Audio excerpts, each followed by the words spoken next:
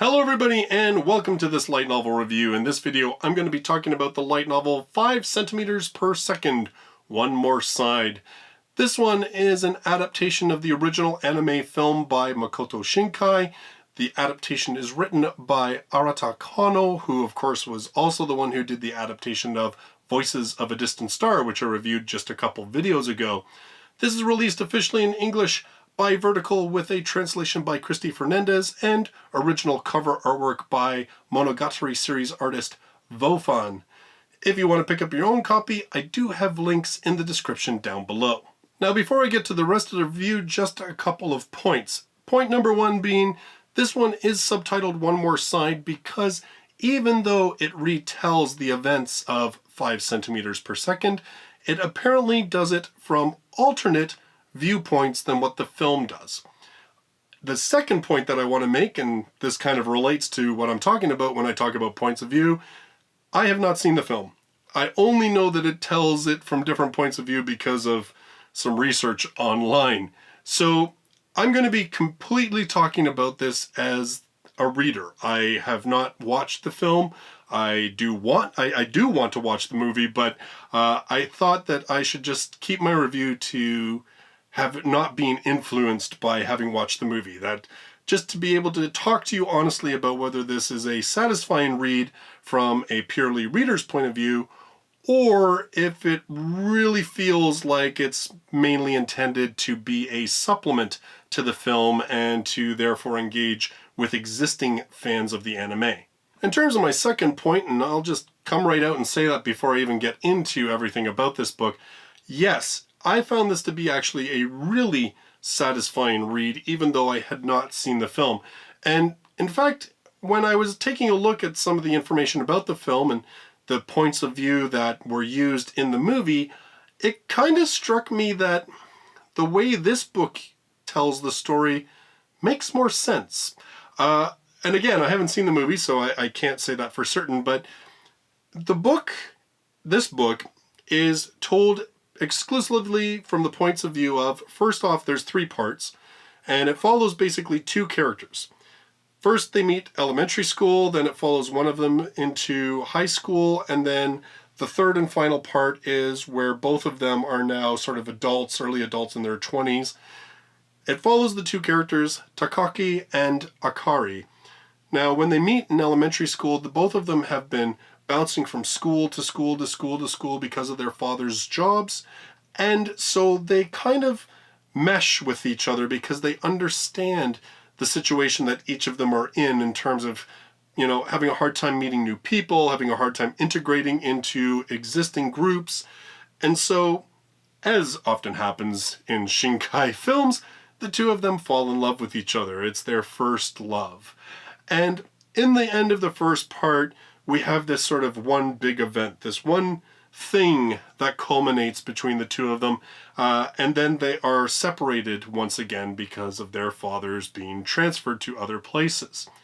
In the second part, we follow Takaki into his adolescence, into his high school years, and then finally in the third part, it is told in the third person point of view, and it follows both Akari and Takaki in their sort of early adulthood into their, beyond college and everything else when they've started working and so forth. Now, unlike some of Shinkai's other work that I am familiar with, such as Voices of a Distant Star, or of course the very famous Your Name, this book does not feature any weird sci-fi or supernatural elements, no body swapping or weird things like that. This is truly as slice of life as you can get. It is honestly about 2 characters who in their childhood have sort of this moment and how that moment affects them and influences them all the way up into their adulthood.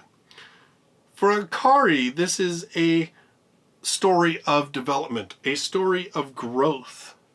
For Takaki, this is a story of longing and a story of feeling that you missed something and a story of not being able to let go of that sense that something is not there and having a hard time moving beyond those memories, even if you're not entirely aware that it's those memories that are holding you captive. I actually found both characters quite likable. I saw a few people commenting about 5 centimeters per second, the film, that they found Takaki to be, like bothersome or annoying or what have you. And I can certainly understand that being the case, because in the film, the second part that follows Takaki into his high school years is not told from his point of view. In the book, it is told from his point of view. And for me, I have to admit, this part was actually kind of hard to read, because you really do get a sense of who Takaki is, and that he's not a jerk, he's not oblivious to what's going on around him. Instead, he's this character who's lost, this character who's seeking and searching and not even really sure what it is he's looking for. And I found that I related a lot to that. In fact, when I saw Your Name, the movie, I found that I felt that same way, because towards the end of the film, of course, there is sort of this theme of feeling like there's something missing, feeling like there's something you need to look for. And this kind of comes along in Shinkai's work in different ways. Of course, in Your Name, well, I don't want to spoil that if you haven't seen it. If you haven't seen it, why not? It's an excellent film. But in any case, in Voices of a Distant Star, of course, that was the same thing. We had two characters longing for each other, feeling that there was something that kind of they had stolen from them because of their situation, and, searching for it in their own way. Here in 5 centimeters per second, it's funny because you have one character who grows because of things and is able to actually move forward because of that moment. But then you have this other character who is trapped by that moment, who can't move beyond it, even though he's not, it's not like he keeps sitting there going, oh, I miss Akari, and oh, I long for Akari, and oh, I can never love anybody else because I loved Akari. And it's not like that. You do get that very definite sense that that's what's going on, but he himself does not seem as consciously aware of it. And I think it speaks to that idea of, and I mean, in this case, obviously, it's somewhat romance, that love and everything else, which, it's kind of like Shinkai's trademark, I think, at this point. But I think it just speaks to childhood and growing up in general that, makes this work really relatable, is that I think pretty much everybody can look back on their life, and even if you can't pinpoint a precise moment, you can look back and kind of be like, there were missed opportunities. There were things that I wish I had done. And Takaki's restlessness, that this sense that he, even though he has so much good where he is, that he needs to move, he needs to go out there into the world, he needs to find something. I so related to that in this character. And I think in some ways that made this book hard to read at times. Like there were times where I had to put this thing down because it actually did emotionally impact me, which I think is probably one of the best praises you can give a novel or, well, any kind of artistic work, really. 5 centimeters per second is about growth. It's about development. It's about acceptance of how things are in your life. And yes, in some ways, it's about the opportunities that you miss because you couldn't let go of a particular thing, a particular moment. It's a very different work than what I have seen in some of Shinkai's other stuff.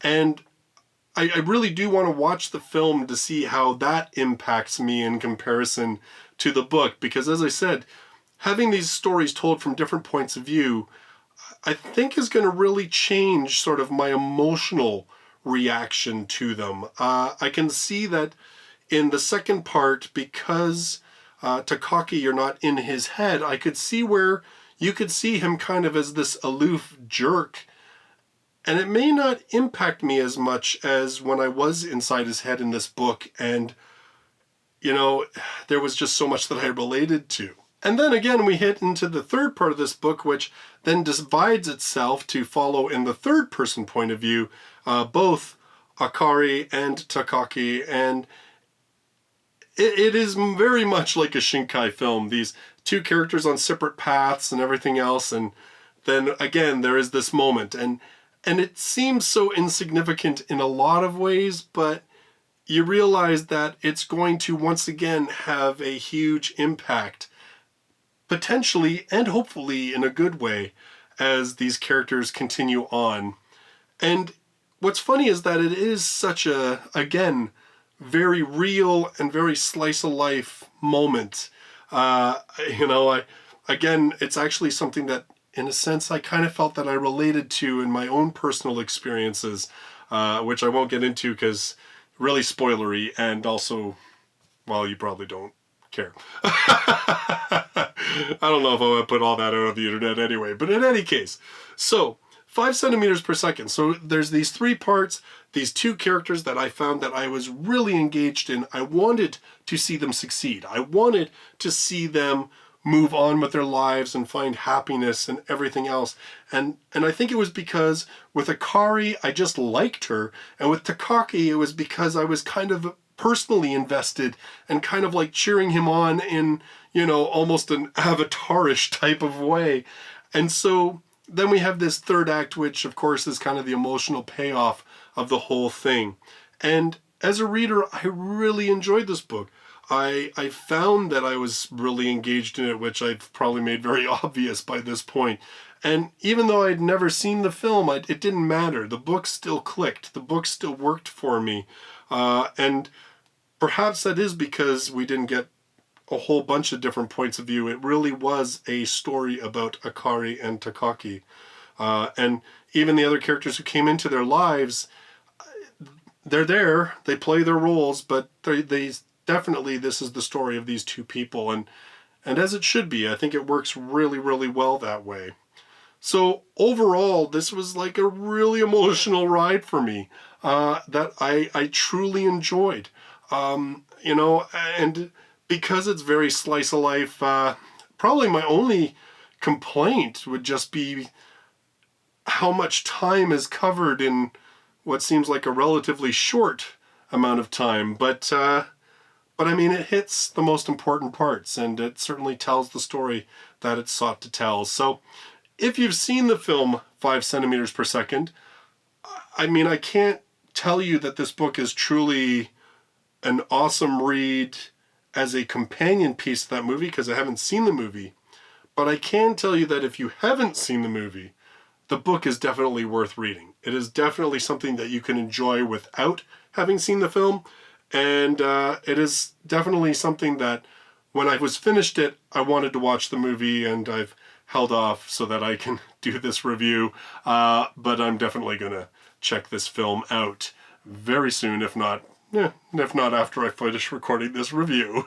In this video, I want to say a special thanks to Jean-Luc Chartier, Mirage, Yokai, Kidong Ungayen, and Mitchell Von Regen for their support on Patreon, as well as the support of all of my patrons that allows me to continue to buy books for review, as well as pay for additional hosting for the Light Novel Podcast so it can be on as many platforms as possible. For my next review, I'm going to be talking about, well, it's sort of a very light novel take on the whole Romeo and Juliet story. Very light novel take. In other words, we're not just talking like 2 different warring families. We're talking about entire nations at war with each other, one being all about technology and the other all about magic. And that is going to be Our Last Crusade, or The Rise of a New World. So check that one out. That'll be my next review. In the meantime, thanks for joining me in this video, and I look forward to seeing you in the next one. Till then, bye-bye for now.